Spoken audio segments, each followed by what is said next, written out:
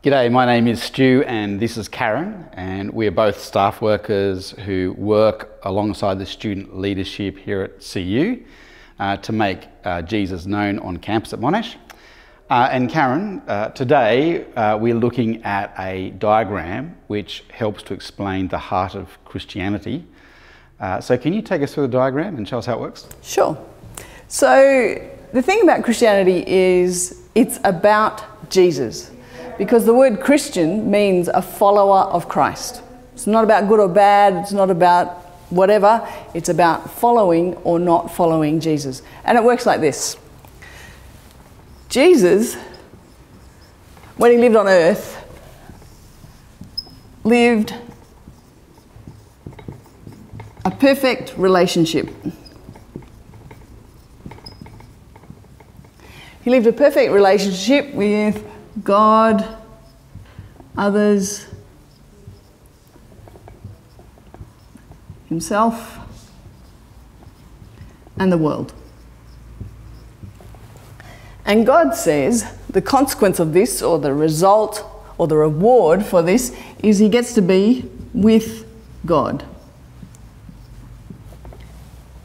Now, us, on the other hand, we have a problem, because we have a not perfect relationship.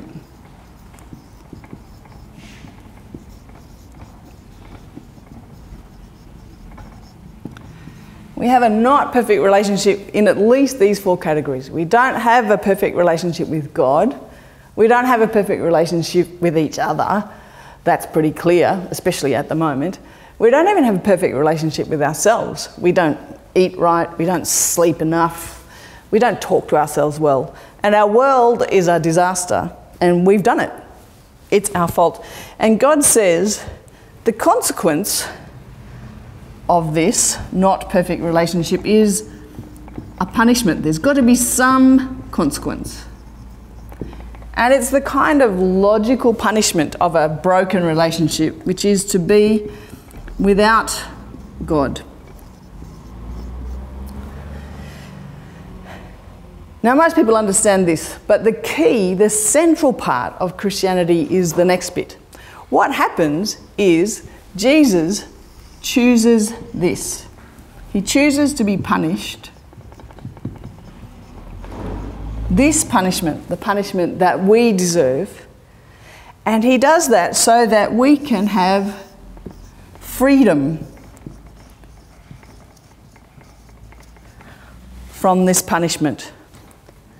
So when he's dying on the cross, this exchange is what's happening. This transaction is what's going on. Now the problem is, once he's died on the cross, he's dead. And dead men are not particularly useful, but to prove that the swap really happened, he rose from the dead. And so to understand Christianity, you need to understand that this swap, this transaction in the middle, is the key. If you're wanting to actually figure out how to become a Christian, what this diagram shows you is that you have two choices. You have this choice or this choice. If you want freedom from this punishment, then you need to acknowledge that this is what we deserve, and to ask God for the freedom that comes because Jesus died in your place. So this swap is the important part. Okay, so that's very clear, Karen. But this all comes out of the Bible. That's where we get the message from.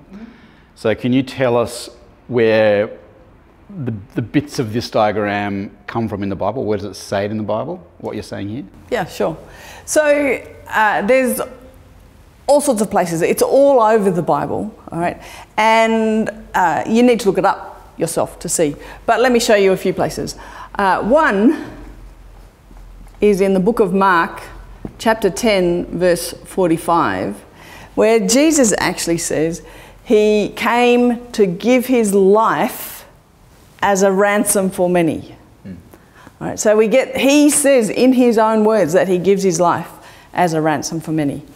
Another place where it talks about it really clearly is John 3:16, where it says, "For God so loved the world that he gave his only Son, that whoever believes in him will not perish, but will have eternal life."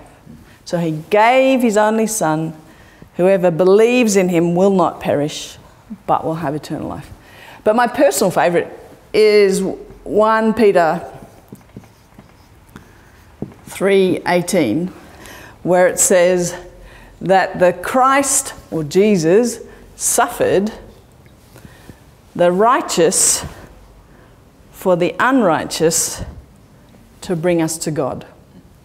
And it just is so clear. The Christ suffered the righteous, he suffered the righteous for the unrighteous to bring us to God.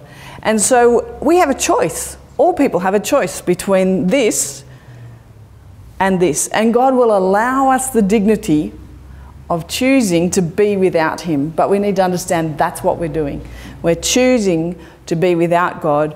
We have the choice to be accepted and loved and forgiven by God through Jesus, because he died and took our punishment in our place. That's the key, the centre of Christianity.